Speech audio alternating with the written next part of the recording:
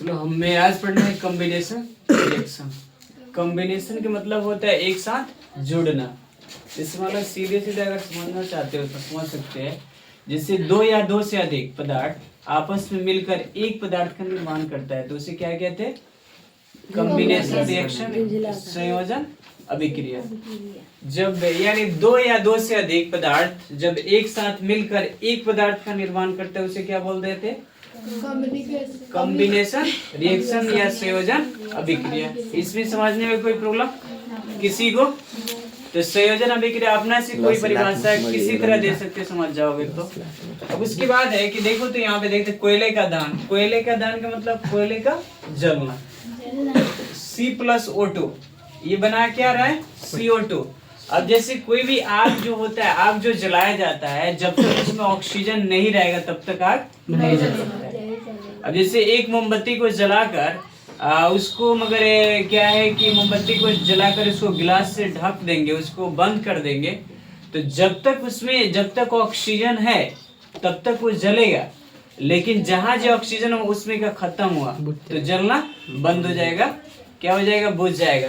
तो पहले की जमाना में क्या होता था कि लालटेन होता था, लालटेन दिया होता। तो लालटेन के ऊपर गौर से देखना सब लालटेन के, तो उसके साइड में छिद्र होता था ना। यस। तो उस छिद्र था वो ऑक्सीजन जाना अंदर जाना और निकलना।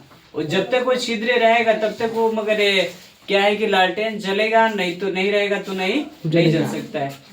ये हो गया।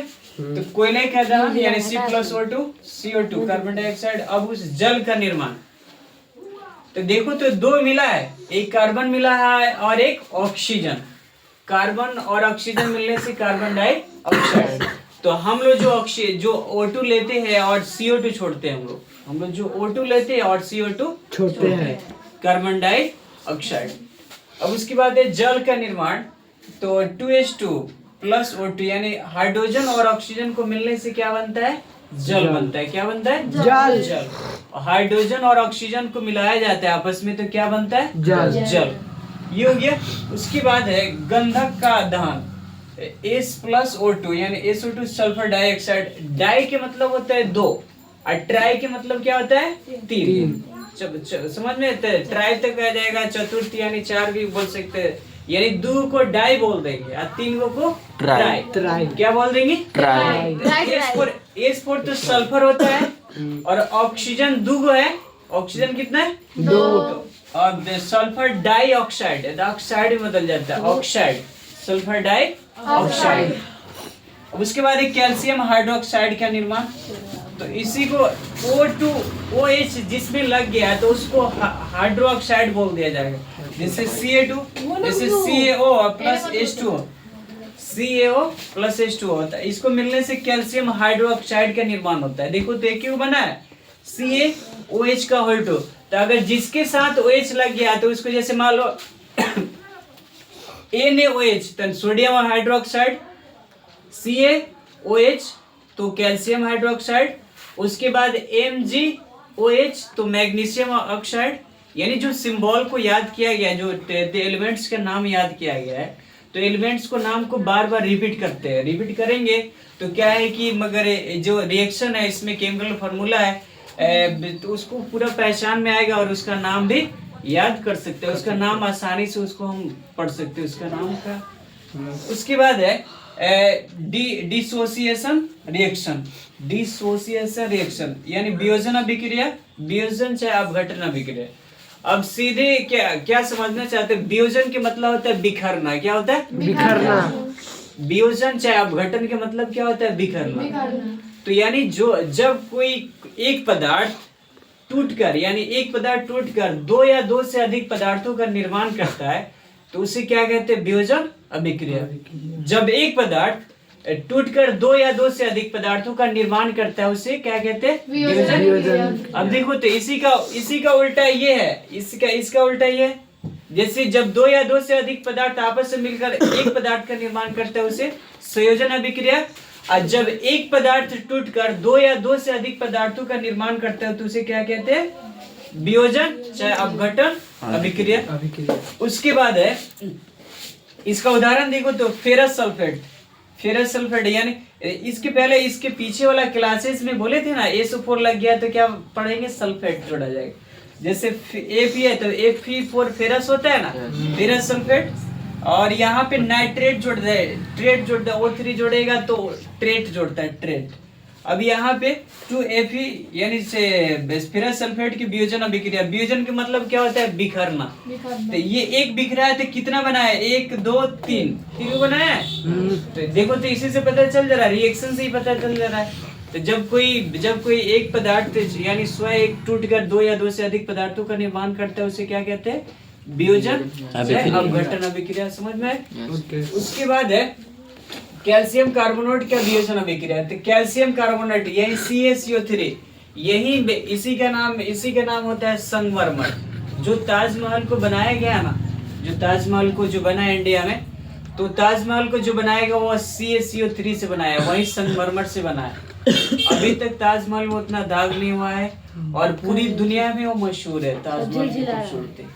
तो वही संगमरमर से बना है ताजमहल। क्या चीज से बना है, संगमरमर। अगर कोई पूछेगा संगमरमर का सूत्र बताओ, तो क्या बताना है उसको, CaCO3। ठीक है, संगमरमर का सूत्र CaCO3। तो इसी से यानी जो ताजमहल जो बनाया गया है इसी से बना हुआ है। उसके बाद है सिल्वर ब्रोमाइड।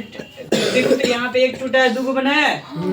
अब उसके है सिल्वर ब्रोमाइड भी एक प्रकार की वियोजन अभिक्रिया है। सिल्वर ब्रोमाइड यानी सिल्वर जो देखे है ना, सिल्वर क्या होता है कि जो विद्युत का सुचालक नहीं होता है, जिसको मोड़ने से मुड़ जाता है। सिल्वर का चूड़िया भी, बैंगल्स भी आता है, चूड़ी पहनते लोग। तो सिल्वर में उसमें क्या होता है कि वो विद्युत का सुचालक नहीं होता है, वो विद्युत उसमें इलेक्ट्रिसिटी पास नहीं करता है, वो सिल्वर ब्रोमाइड। तो ब्रोमाइड है, तो अब सिल्वर ब्रोमाइड देखो टूटा है, 2AgBr टूटा है तो क्या बनाया, 2 बनाया है, 2Ag प्लस Br2। उसके बाद है ओस्मोटिक रिएक्शन, ओस्मोटिक रिएक्शन। अब देखिए ऊष्माक्षेपी अभिक्रिया। देखो तो ऊष्माक्षेपी का मतलब होता है ऊष्मा को बाहर निकालना। क्या होता है, बाहर निकालना। ऊष्मा के मतलब कहते गर्मी, आग, समझते हैं ना, ऊष्मा को क्या निकालना, बाहर निकालना। तो किसी तरह परिभाषा दे सकते हैं अगर समझ गए तो, जब किसी पदार्थ जिस अभिक्रिया के दौरान ऊष्मा निकलता है, जिस अभिक्रिया के दौरान ऊष्मा बाहर निकलता है, उसको क्या बोलते हैं, ऊष्माक्षेपी अभिक्रिया। यानी जैसे एग्जांपल के लिए, जैसे चूने से, जैसे व्हाइट सीमेंट हो गया, तो व्हाइट सीमेंट तो चूना ही होता है ना लगभग। व्हाइट सीमेंट और चूना को क्या किया जाता है, अगर पानी में डाला जाता है तो पानी पूरा गर्म हो जाता है। अगर उस पानी के अंदर हाथ को डाल दिया जाए तो हाथ जला के रख देगा, तो वो रिएक्शन करता है। तो उसमें क्या है, तो ऊष्मा निकलता है।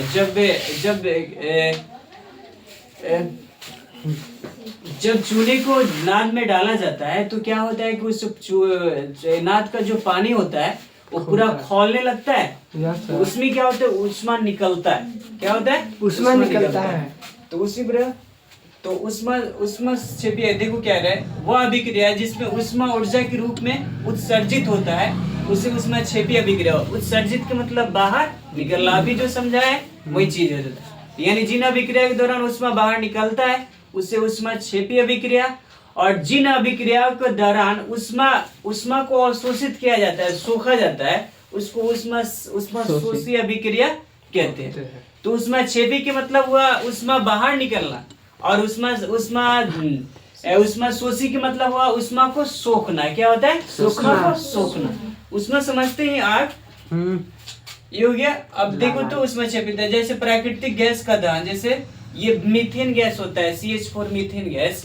मीथेन गैस कहाँ पाया जाता है, जो धान, जो हम लोग अभी धान कटा रहा है, जो धान के जो खेत होता है उसके अंदर मीथेन गैस पाया जाता है धान में।